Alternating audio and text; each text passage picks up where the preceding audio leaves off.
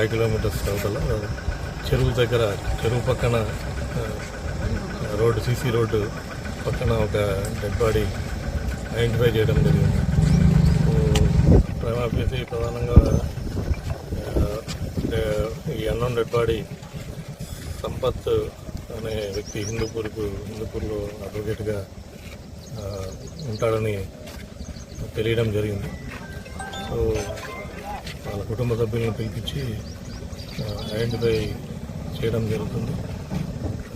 ఇతని మీద ఏమేమి ఎనిమిటీస్ ఎవరెవరికి ఉన్నాయి అండ్ క్లూస్ కూడా ఐడెంటిఫై చేసుకొని వెంటనే ఈ కేసుని త్వరితగిన ఛేదించి నిందితుల్ని పట్టుకోవడానికి అన్ని చర్యలు తీసుకుంటాం.